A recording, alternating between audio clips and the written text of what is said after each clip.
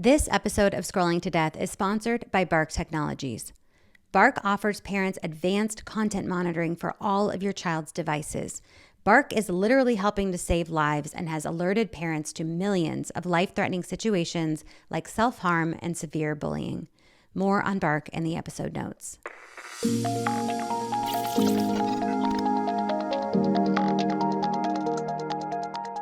Welcome to Scrolling to Death. Today I have Dawn Wible, the founder of Talk More, Tech Less, an organization focused on digital wellness and safety. Hi, Dawn. Hi, Nikki. Glad to meet you. And please It's tell me I actually, said Wible. What is it, Wible? well, I was going to say it's Wible, but everybody says Wible. You know, people, so mine's Reesberg and people say Riesberg every single time, which I'm totally fine. But I was on a live news interview last week and they said Riesenberry. I was like, oh, it's like, and you can't correct them on a live news. Right. No, So sorry. I would have said that too. So I'm glad you corrected me. Thank you. Okay. So that's relatable. I'm sorry about that. No worries. Okay. So tell me about you. Like, let's get into what's your story, what led you to create this resource and to advocate in this space. Yeah. So I'm the founder of Talk More, Tech Less, and I'm a former educator. So I was already in the schools with kids, and my husband runs an outdoor mentorship group. So he's been, and both of us have been in the lives of teenagers for over 25 years now. So we really saw the digital shift happen in the lives of teenagers. And that's organically how we got started. We were at summer camp and they were supposed to give up their phones for a week. And that got harder and harder and harder over the years. Yep. They started giving away their Snap passwords so that people could keep their streaks up while they were gone for the week. Yeah. So we started to see this early dependency in those early years on phones and on social media, specifically Snapchat even.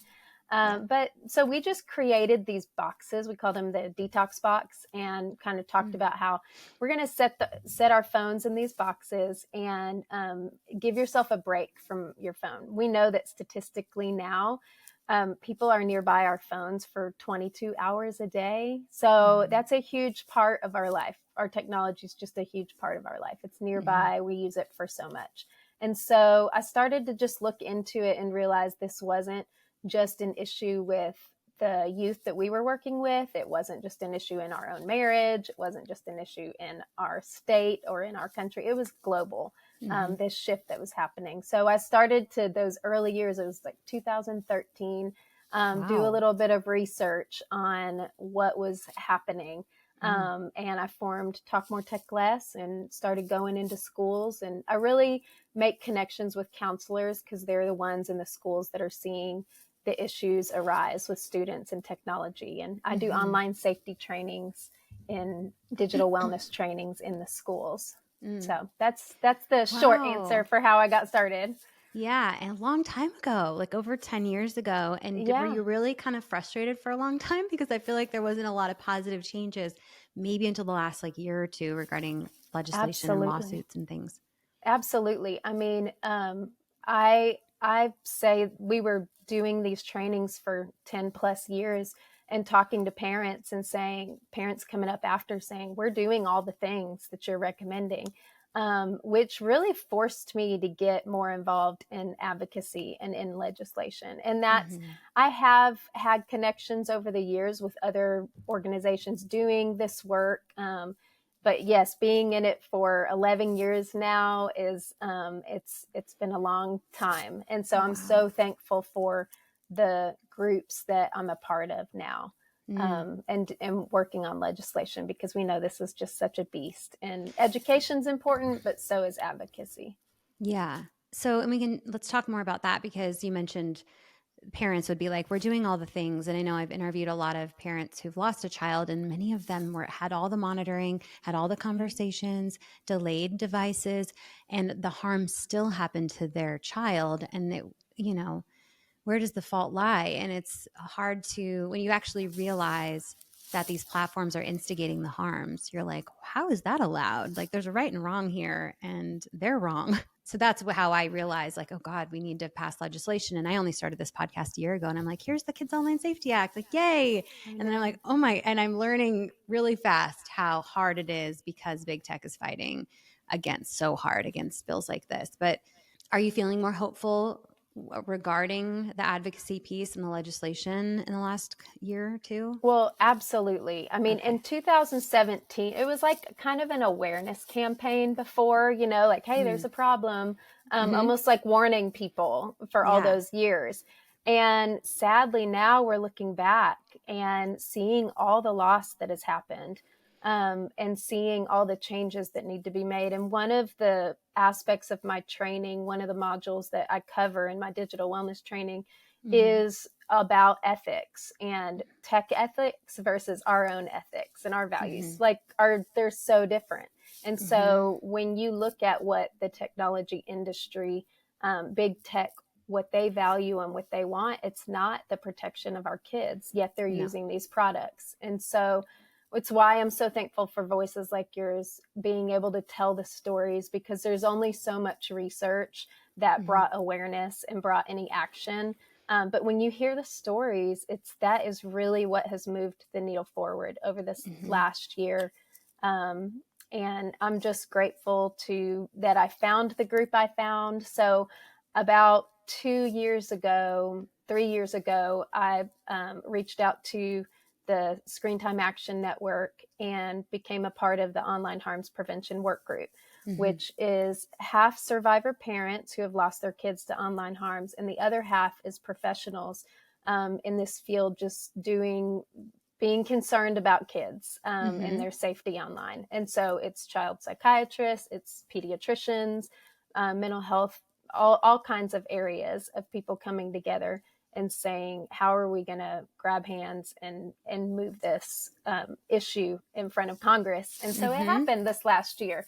Yeah. And I'm so thankful. I was thankful to be, and you were too, in DC, being able to talk with senators and congressmen and tell the stories. That's Mm-hmm. really what's changed. I do believe and can see and agree that elevating the human experiences and the kids' experiences behind the harms is really important. And I try to spend a lot of time getting to know the kids in the stories, because I think that helps other parents like see mutual characteristics like in their own kids and realize that the not my kid thing, like we can't think that way. Like this could be anybody's kid, Right. these deadly harms happening to them, and that's the worst of the worst of the situation. But, your kid is likely to suffer from anxiety or depression or all these other like lesser issues, still very serious issues when they're Yep. accessing social media and these addictive feeds. So, and you mentioned you focus on digital safety and digital wellness. So, I want to talk about digital safety first, because that's where my head's at, since I'm lucky that my kids are all under 9. And so right now I just want to focus on protecting them. I don't want them Yep. to access these platforms. I want to keep them safe and kids Yep. as long as possible. And so my plan is to just not let them access social media like at all unless it's forced to be safer. I know that that's going to become unrealistic at some point, and I do need to work on the digital wellness area and educating them on how to access these platforms in a safer way. Like, what would you advise me around keeping my kids safe? Is it completely unrealistic for me to just keep them away from it, or do you agree that like the risks of social media are so great that it's just better to keep them off of it as long as possible? Yeah, I mean, the number one question that we get is, when should my kid get their first phone? When should they get their first social media account? Yeah. And can I protect them from this? And right now, it's not safe for kids to be on the platform, especially the age your kids are at. But I'm Yeah. also a mom, and I have 3 boys. So Mm, I'm walking this road in addition to yeah. teaching it and learning all about it. I mean, it's happening in our homes. I have a senior, I have a sophomore, and then Mm, I have a middle schooler, brand new wow. middle schooler. And my middle schooler is the only one in his age group that doesn't have a device at Mm, school. And even, the small things of like, Mom, everybody's texting their parents where to, park and where they're going to be after school, or different things mm-hmm. like that. So we're navigating those waters of, well, we're not there yet. There's Yeah. all different options. It's not like the moment they get a phone, it's going to be a smartphone opened up to everything in every app. There's all Mm-hmm. kinds of different levels, dumbing down your smartphone or having different products like the Mm-hmm. Apple phone or watch. Um, and then lots of other products out there. And so we did delay with our kids. We delayed phones, we delayed social media. And I think that as much as they felt left out, it was Mm-hmm. the right thing to do.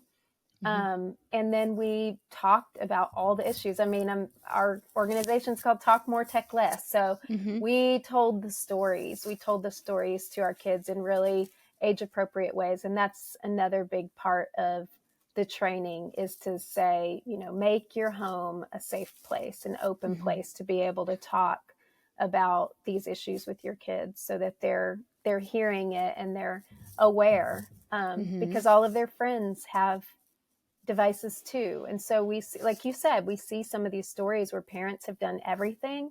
Mm-hmm. We know of a parent, their kid didn't even have a phone and they still unfortunately lost their kid to harms. And Yeah. so we know that it's the big reason why I'm doing the legislative work, is to say that this isn't on the parents, this isn't Mm-hmm. on the schools, this is on the companies, and these are products that they're pushing into our culture, into our kids' lives, and while they're keeping them away from theirs, we all know Yeah. that, Yeah. keeping it out of their schools.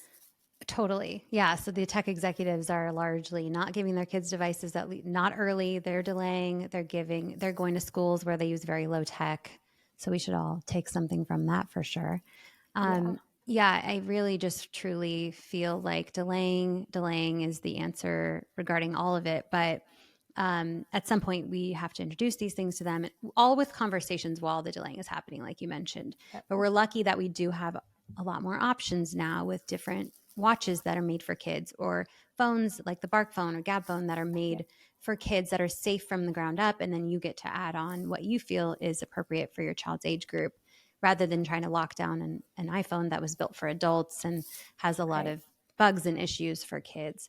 And So, honestly, I have a lot of parents that ask, why don't you just focus on safety mm-hmm. when you're doing your trainings? Why do you spend time talking about wellness? And one of the most important things for families to understand is that if kids aren't well, they're not going to be safe. And if they're not safe, they can't be well. And Mm-hmm. so that unsafe environment a lot of times happens from that area of not having good healthy boundaries around our technology, Mm-hmm. and good healthy boundaries in these different areas of our life. So one of my Mm-hmm. examples of that is we really focus on sleep health, and we focus on creating a room and an atmosphere that's set up to rest and to be able to fall asleep. And we Mm-hmm. talk about screen time before bedtime. Mm-hmm. And we know that kids that are up late on devices, isolated in their rooms, are more at risk. And Yeah. so being able to tie in why it's important for us to have these healthier habits Mm-hmm. around our phone use is going to actually help protect our kids a lot of times. Not all the time, as we know. That's not Yeah. always the case. Yeah. And I always find when I talk to experts and educators that talking to your kids about what's good for their brain and what's going to help them grow and Mm-hmm. stay safe, like those are all things that a kid can understand at really any age. And I also appreciate your note about sharing the stories of harm age appropriately with your child, because a lot of parents have messaged me saying, I've been sending these videos to my teenager who's maybe on Instagram, or just texting it to them, and it's easier when it comes from you. Like they're like, they won't listen to me, but if they hear it from you, they're like a little more open to it. um, Right. and then also, I've been talking to a lot more youth. What I'm realizing is that we think our kid, when they're faced with a harm on social media, is going to be able to recognize it as a harm and judge it appropriately. But then I have someone, like I interviewed Harrison Haynes, who's a grooming survivor, and he has been telling his story. He's 21 now, but when he was 12, he was made a friend on Xbox, and ended up grooming him for about a year and a half. But he was said, like, I didn't know it was wrong at first. Like, there was no warning bells. Kids don't innately know that some of these situations are wrong, especially when they're being contacted by like a cartoon-like character on Snapchat that looks to be Right. um, an innocent friend, and Snapchat's telling them that they're friends. And so it's a lot for our kids to expect our kids to understand what's wrong about these situations and that they're getting themselves into. So we have to introduce a lot of these topics that maybe we wouldn't like, we don't love doing, introducing hard topics like this to our, like, they're not fun conversations, but introducing the harms to our kids, especially if they're active already on social media. We want to be the ones to teach them about the warning signs for sextortion or Right. grooming or plugs and drug dealers and all this stuff before they learn about it from social media. Exactly right. Yeah. Okay. So we talked a little bit about devices. What do you think about, are you a fan of maybe starting off with a watch as the first device, since we do have that option now? Um, as far as the wellness side of things, I'm not a big fan of the watch, just because of how it can really distract so much. Mm-hmm. I think if you do go with a watch, to make sure that your settings are set really high on do not disturb, so that kids, it's not just buzzing while they're at school or Yeah. buzzing while they're um, on, playing with their friends. They're not Mm-hmm. interrupted a Yeah. lot. So that's just, and that's just mine. There are Mm-hmm. tons and tons of resources out there. But I think just starting with a really dumbed down phone is probably the best. That way it's not attached to you. And that kind of goes back to our detox box, when Mm-hmm. we call it a home for your phone. And so you actually have a break from the device, and Yeah. neurologically what that does for your brain and what that does for your relationships. Mm-hmm. There's a study called the mere presence of a phone. So even having a phone present during, Mm-hmm. a couple might be out to dinner, and just having the phone present there on the table makes them feel less connected, Mm-hmm. because it's there. And so just thinking about things like that as you're preparing your kid. Now, when it comes to safety, that's why I say they both go hand in hand, because you have to think about, well, I might need to get a hold of my kid. Mm-hmm. And so a watch may be a perfect option in, some scenarios or some situations where you just need to be able to get a hold of them. And so, Yeah. there's so many different options out there to start with. But I would Mm-hmm. say if you're starting with their first phone, to have a really basic phone for them to Okay. be able to walk away from and Mm-hmm. still have all the activity in their life available to them. Amazing. Okay. I've been really curious about the watches because I see so many parents putting the smartwatches on their kids at like 3, 4, or 5 years old. And I just wonder, and we don't know yet, but how these kids will grow knowing that they've literally been attached to technology and had no independence and no freedom and constantly being tracked from the time they were basically a toddler. Like it Yeah, you're can't right. be good, right? You're right. And we won't know. I mean, I think Right. that's the hard thing about it, is like we've said a million times, we're all a big experiment. And Mm-hmm. this whole thing is a big experiment. We're going to look back and I think see a lot of the data that comes out of that. Mm-hmm. And I know we've talked about the anxious generation, and he's got some unpopular views in that about childhood and Mm-hmm. how helicopter parenting, the safety thing, is Jonathan Haidt does a great job talking about what that's doing to kids. And I know Yeah. that with my own kids. I mean, they know they can't get away with anything at school because they know there's cameras everywhere. They're like, Mm-hmm. "Mom, that couldn't happen. There's cameras." They already know that Yeah. they're living in this world that's surveyed. They're always on, surveillance everywhere, and they're Hmm. attached to everything. And so Mm-hmm. I think the more ways we can give kids a break from that, Mm-hmm. the more they're going to feel that autonomy and be able to have a little bit of independence, even in the culture that we live in. Yeah.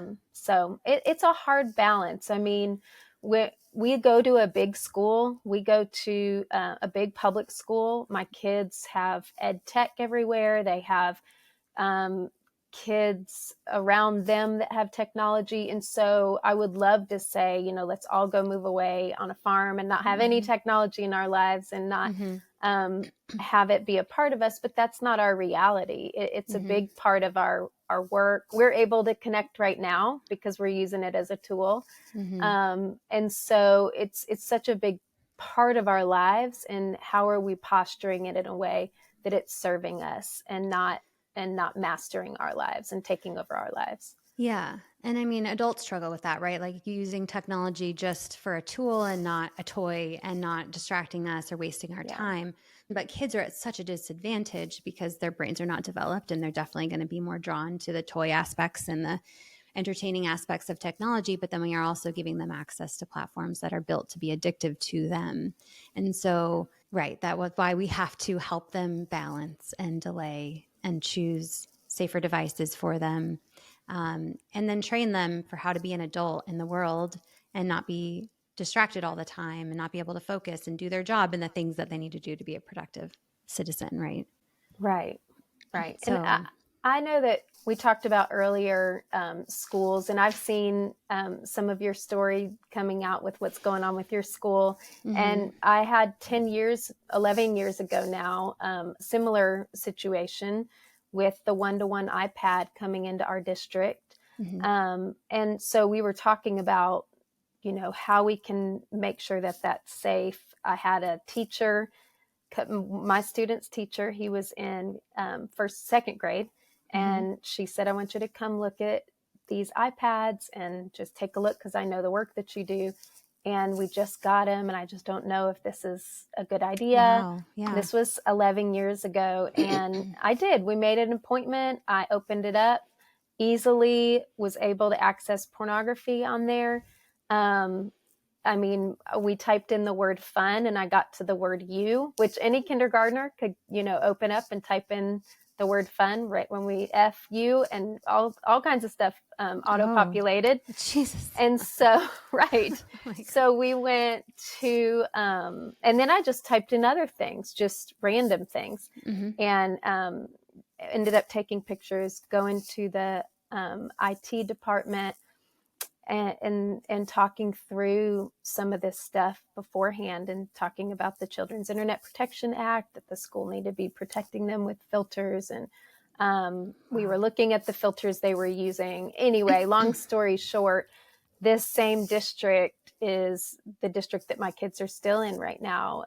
I do the VIP, very important parent night at the start of school every year. We talk a lot about digital safety and wellness, and am very active in the district. And so I'm thankful for. Um, there was for sure resistance at the beginning, Yeah. because everybody's scared to get in trouble. But I think the most important thing is for schools and parents to realize that it's going to take everything. It's Mm-hmm. going to take the legislation. It's going to take educating kids. It's going to take us working together, and to Mm-hmm. realize that we want to keep kids safe. And Mm-hmm. so it's a hard thing to balance that. Yes, I'm an advocate for the school, and yes, I'm an advocate for my kids, and Mm-hmm. yes, I'm an advocate for parents that have lost their kids. Um, Yeah. and there's not going to be one person that fixes it. There's not going to be one organization that fixes it. Right. It's just being in it long enough, you can see that this is what it's going to take, is everybody Mm-hmm. being able to come together and say, these are not safe, and Mm-hmm. what can we do to protect our kids. How did you break through the school barrier? Because my issue has been that it's a very like us versus them thing. Like when I come with a concern, I'm being gaslit, must have been user error, or we're already doing everything. We have the best filtering monitoring software. Okay, well then why was I able to easily get served a self-harm video on the device? Like we're Yeah. not on the same page. And I've tried to suggest free training for organization for social media safety, like free resources. Bark has a safety monitoring for schools for free, and they're just very resistant. We don't need any help. We Mm-hmm. got it covered. And I would love to come in and do like an event at the beginning of each year and talk about what I've learned as a parent and an advocate. But that does not seem, they're not open to it at all. So how do you like break through that headbutting situation that a lot of parents are dealing with their schools? Right. Popping in here to tell you about the best phone for kids, and that is the Bark phone. If you don't want your kids signing up for social media, an iPhone is not going to do it. They will find their way around the parental controls. The Bark Phone starter plan comes with talk and text only. If and when you're ready to start integrating social media access or more apps, there are advanced plans available that offer social media but not without your approval. Plus, the Bark Phone has advanced content monitoring, which will send you alerts of potential dangers. If your child already has an iPhone or an Android and you don't want to switch it up, please layer on Bark parental controls as a baseline. You can set screen time rules, block certain websites and apps, get alerts, and a ton more helpful options for parents. Also, check out the brand new Bark Watch. Right. And my story with this particular school isn't everybody's story. And I do know that's not everybody's experience. For me, it was time and a lot of research, bringing them a lot of research, and being able and offering them tools saying, I know this is an issue, but here's what you can do rather than this is evil, take it all away. And we've seen the shift in public school systems over the last 10 years of their books are gone. Now we have flexible seating and we have desks that don't even hold books because everything's moving toward iPad. So we're seeing this big progression happening in the schools, and I'm not saying to like align with that, but to continue to show the evidence of what's good for kids, what's safe for kids, and what the laws are saying. Because so many times they don't even know what the laws are saying, and that they can be held liable or that the kids are actually getting in trouble. There's laws that are being built around what kids don't even know. And so that's where the importance of combining both education and legislation, because we have to be educating about these laws so that the students know what is illegal and what they can and can't be doing on their devices. So yeah, I would say in my school, I'm an ally. That wasn't always the case. It's just been time, just been staying consistent and offering resources to them. Okay. Yeah, and I think I tried real hard to be an ally for over a year and offer resources that were always turned down. And then for me to find that on the device after specifically asking about YouTube being removed from the devices, and my option now is just to opt them out completely, kind of as a stand to be like, you guys got to do something real here to protect the kids, and hope that will, hopefully I'll get a comprehensive plan. It's looking like I may, for how to long-term opt out up to a certain grade. I don't know what that's going to look like, but then other parents can take that option as well if they'd like, especially in the younger grades, because I do believe we've gone too far. Through COVID, obviously we needed to integrate one-to-one with the tech, and then we should have taken a step back and looked at how it was affecting the kids and gone back rather than keep pushing and pushing and getting more and more things online. An example of that is my school district was celebrating at the board meeting that they just got SEL, social and emotional learning, moved to the tablets or to the iPads, which I looked around and everyone's celebrating and I'm like, what world am I living in? That is absolutely not something that should be taught from a device. So yeah, it takes parents being like, hey guys, like you're all, puffing each other up over something that is really not good for kids. So who's questioning you? Well, the other thing I was going to say is taking it really to the top. I've had a couple districts say the administration is saying how frustrated they are with teachers because teachers aren't, they're using their iPads all the time, or they're not standing with the kids and interacting with the kids. They're at their own desk.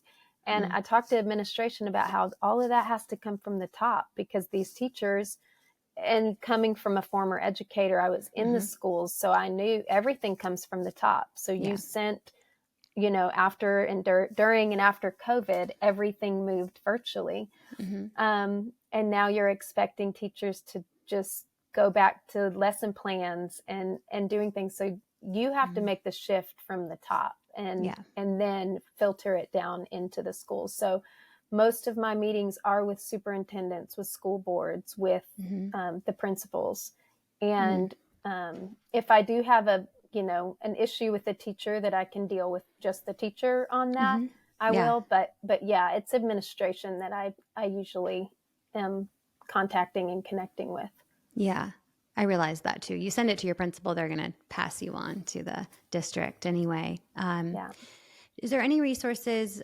So I've shared with parents who are listening, I've shared just my template of what I sent to my school and some questions to ask their school about tech safety.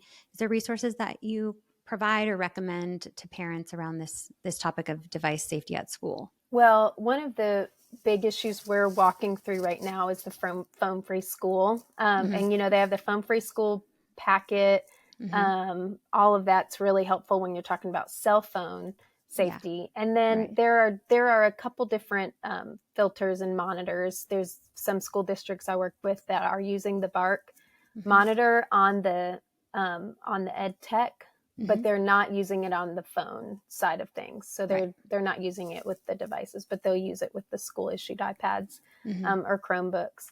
And so, yeah, those are two of the main ones that have been really helpful for schools. Mm-hmm. Is both of those resources. Yeah, and so I'll link to the Fun Free Schools movement. I think there's like their admin toolkit, Yeah, and they have a lot of good research, sort of organized in a really pretty way of why phones should not be accessible to kids at school. What about research to support less device use regarding the ed tech? Or I know that research is harder to find, but is there somewhere you point to or somewhere that you would recommend parents pull from to try to support their request for safer ed tech use? I think the most current is Jonathan Haidt and Jean Twenge. I Yeah. mean, to have that be such current research, that's Mm-hmm. really a helpful tool for schools to look at. But Mm-hmm. like I said, I think it's really hard. Where the area that I'm in, they were all in on the one-to-one, Mm-hmm. and you can see the all of the kids that are even homes are getting printers, iPads, everything in America. Let's get all the kids attached to these devices. So it's going to be a big shift I have had a lot of conversations where people are saying, why don't we just go back to textbooks and pens and papers in Mm-hmm. schools? And in the private schools I work with, that is definitely an option.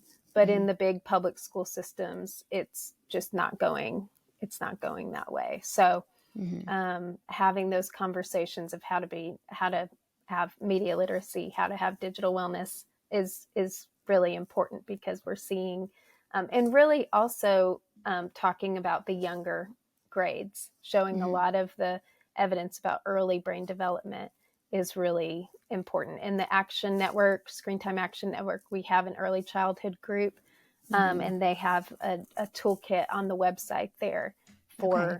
for young brains, and why it's so important for them to have all kinds of interaction besides just screens. Okay, amazing. And I'll include all those resources in the episode notes. And we've talked a lot about schools, and parents, I encourage you to speak up regarding device use at school and whatever you feel passionate about, and accessing these resources. But when it comes to our decisions in the home, what do you like to recommend parents be thinking about related to screen time, gaming? Like, what are some of the things that stand out to you that parents should take away? Yeah, I think the one of the biggest things and most important thing to do is to have some form of, or some place of like a detox box or a tech charging place where that's where phones go at night. That's Mm-hmm. where phones go to charge.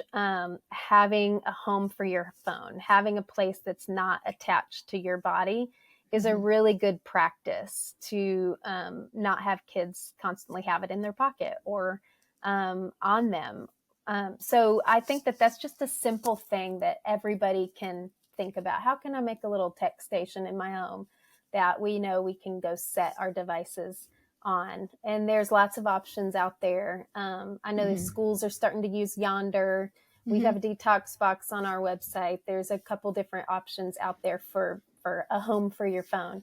Mm-hmm. And the science in that is not, there's not much out there yet, but we were doing this before we even knew that was really good for us. So I think that Mm-hmm. that would be one area, and then really getting to know whatever your device's screen time settings are. Sitting with your device with your kids. We've talked about that with some of our teenagers. We'll sit down and we'll go over what does downtime look like? What does these screen time settings? My son has a job and he has his focus turned on so that only his Mm-hmm. boss, my husband, and I can get a hold of him, and he's not getting all the group texts from friends Mm-hmm. blowing him up while he's at work. So Yeah. there's just different settings that you can do. Now we know that Apple and the screen time parental controls has just been a nightmare for a lot of people. So Yeah. there are definitely there's software out there, and Mm-hmm. we have some recommended on our website that you can use to help with that. But Mm-hmm. those are some of the things. Just really setting your home up to be a place that's downtime. You have some time away from devices. Mm-hmm. And I think trying it too for the adults in the house, like putting that device away. And I mean, there's even some adults that are like, I just don't want it in my room at all. Like I'm hearing that lately. I just went back to an alarm clock in the bedroom because it makes me feel so much more rested, so much more calm, and having that disconnection time. I know that's not realistic for everyone, Yeah. but the settings, knowing what you do have available. I mean, I hate iPhones for kids, but I appreciate as an adult having an iPhone and being able to set do not disturb or focus settings.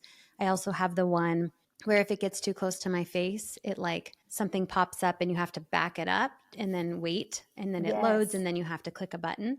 I swear to God, every time that happens, I just put my phone down because I'm like, I don't want to have to wait that a couple seconds for it to reset. And that helps me to put it down when I'm definitely like spending too much time with it in my Yeah. face.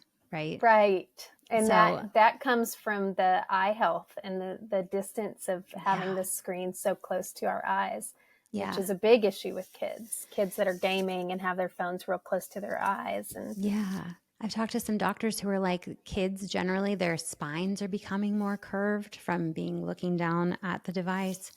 I mean, parents tell me all the time, my fifth grader comes home with a headache and his eyes are hurting and he's in a bad mood. And it's because he's spending 5 hours a day on the Chromebook or on the iPad. right. In our we do a section on physical health, and we Uh-huh. talk about myopia in kids and Mm-hmm. nearsightedness, and that having that near work always in front of Mm-hmm. their eyes, and how it's really affecting eye health and then spine health as well. Being able Mm-hmm. to set our technology up. But after my trainings, I always have parents come up after. They were like, "This was good for my kids, but this was so good for me. I needed this Oh, reminder good. for my own, just how I'm setting up my technology and Mm-hmm. my habits, because Mm-hmm. we want to be healthy too, right? I mean, we're their mirrors. So being able to see mom and dad make healthier choices Mm-hmm. is also beneficial for our kids in the long run. Yeah, and that's been an interesting thing to think about. A lot of parents may be resistant to some of the information about social media being harmful. I find resistance, and I feel like that is a lot because if we all admit that social media is generally addictive and harmful for children, it's also the same for adults, but adults are also addicted to it and don't want to have to put it down.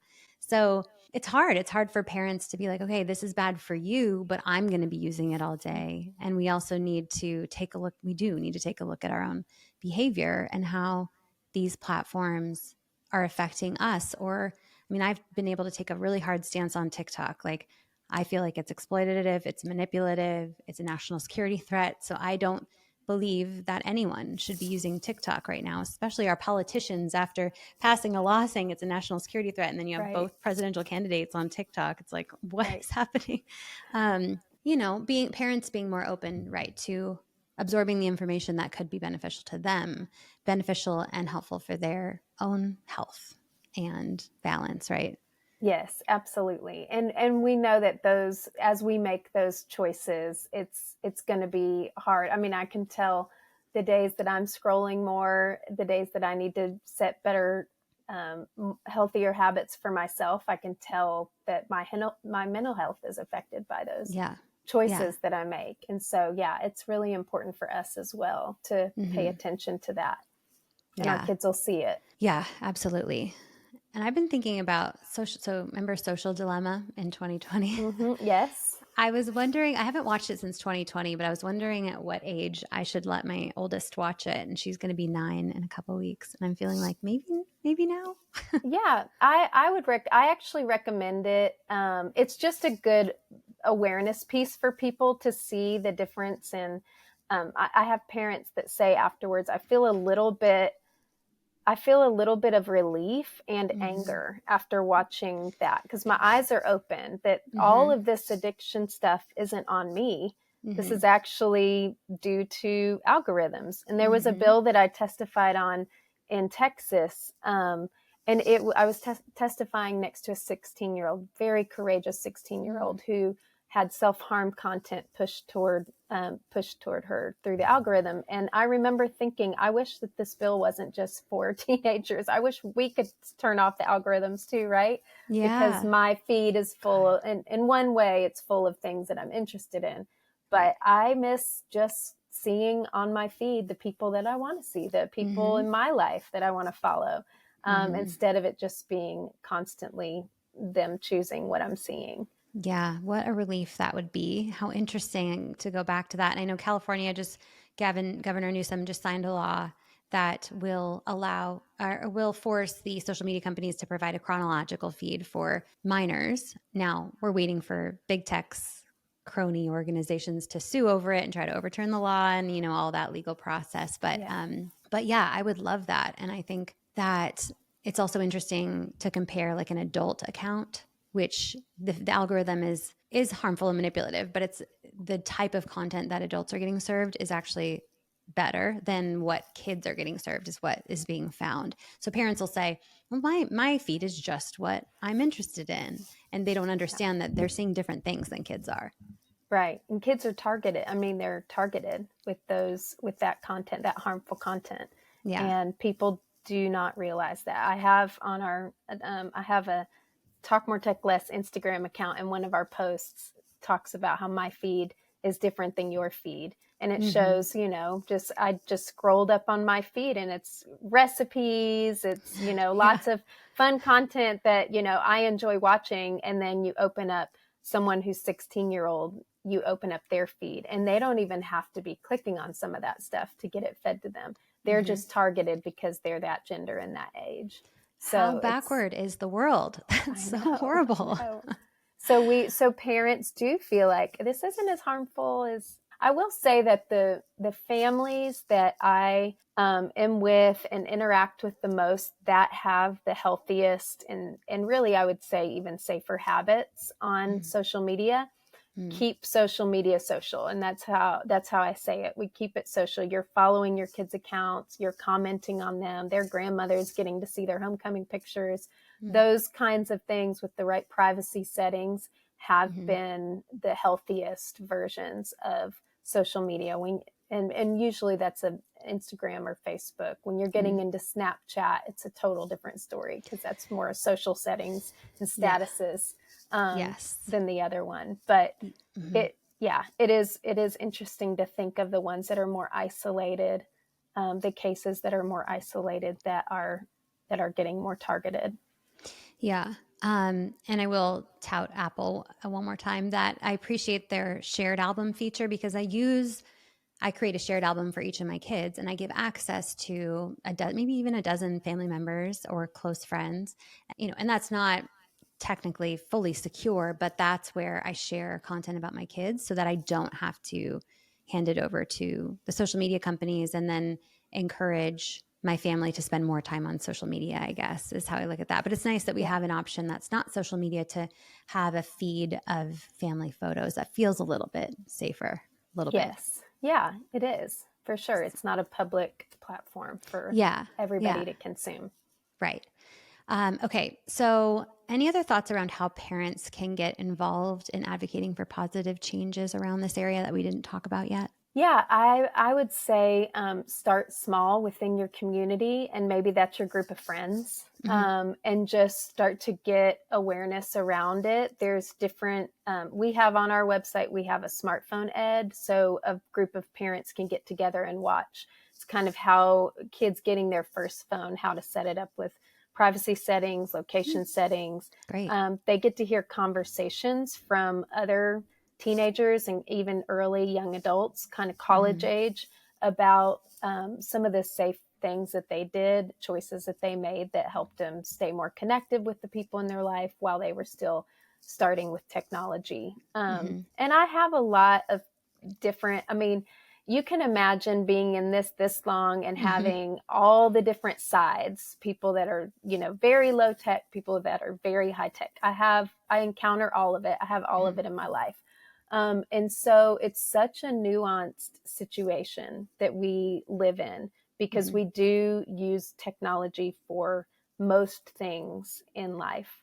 Mm-hmm. But at the same time, we know how important and how healthy it is for us to take time away from it. So we Mm-hmm. just really try to have an open conversation where we're not canceling everything and canceling everybody about it. Mm-hmm. But we're saying, here's how we can step forward. Here's how we can hold the tech companies accountable for what they're supposed to be accountable for, and stop blaming each other. Mm-hmm. And how we can get together to work on the same team to Mm-hmm. to move this forward in a positive way. There's Yeah. not a lot of competition that's gonna make this happen. Competition Mm-hmm. is the opposite of what we want. We want to collaborate and work together. Yeah. Absolutely. And stop blaming the parents. Like stop blaming Right. parents, because parents are trying, we're trying our best, and we're fighting a losing battle. And that's why we do need to advocate, and we do need to speak up for legislation. And right now that's the Kids Online Safety Act, right, is our Yep. best bet at getting kids protected on the federal level and putting a Yep. duty of care on these companies. So parents, if they listen, they already know that you should contact your representative in the House, ask them Yes. to co-sponsor COSA if they don't already. Um, Absolutely. and okay, I think we covered a lot. I think that's good. We So, did. how can listeners connect with you at Talk More Tech Less? Yeah. Ironically, I'm the most active on Instagram, which Me still too. isn't very active. Right. It's not very active, but I am on there. Okay. So if you want to follow Talk More Tech Less and just see some of the ways that we're involved in this work, that would be where you can find us. And then of course our website, Yeah. talkmoretechless.com. Perfect. Okay, Dawn, thank you. That was wonderful. Right. Thank you for working on this for so long. I can't even believe what that journey must have looked like, because already my brain is exploding from the amount of information and different perspectives and like resources and legislation. So I'm grateful that we have someone like you that's in it for the long haul and like willing to put in the work and create actionable resources for parents. So I'm going to link to everything that we talked about. I think I have like 10 different things. So parents will have lots of resources to browse. And then let's have more conversations in the future too. Okay, let's do it. It was great to meet you, Nikki. Thanks, Dawn.